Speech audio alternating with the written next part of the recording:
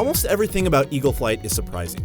Somehow, flying high above a deserted Paris in VR doesn't induce nausea. Somehow, using your head and neck to move feels great.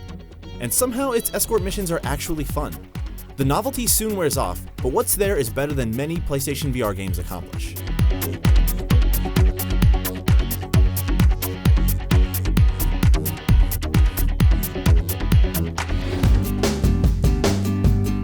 Looking around makes changes to your direction slightly, while tilting your head results in large swoops and U-turns.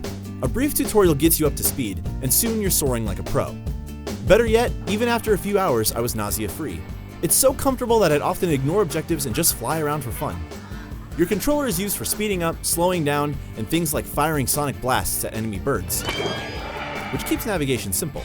A great control system wouldn't mean much without a beautiful place to fly through, and post-humanity Paris is a great choice for it.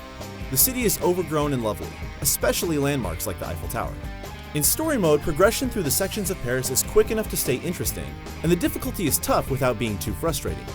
Missions range from collecting feathers, to navigating old subways, to escorting injured eagles to safety. None of these activities would be all that fun on their own, but flying feels so good that adding an extra task on top of it is welcome. A few of the modes can be too challenging thanks to a narrow field of view. For example, when the crows you're chasing learn the ability to leave behind wind traps, they can be too tough to dodge in small spaces. There's also a mode that leads you through rings like Superman 64, but Eagle Flight only shows you the current objective ring and the next one. It would be helpful to see the next 2 or 3 to avoid frustrating losses. The 4-hour campaign does a fine job of preparing you for multiplayer, which definitely has the uniqueness factor going for it. It's capture the flag, as birds, and the flag is an animal carcass.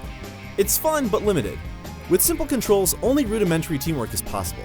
You can defend your flag-carrying teammate using your eagle screeches, and trying to score all alone rarely works. The lack of additional modes means it soon gets repetitive, but like the rest of Eagle Flight, multiplayer succeeds on the strength of its controls and just how comfortable it is to play. Just don't expect to play it for months. For more on all things VR, stick with IGN.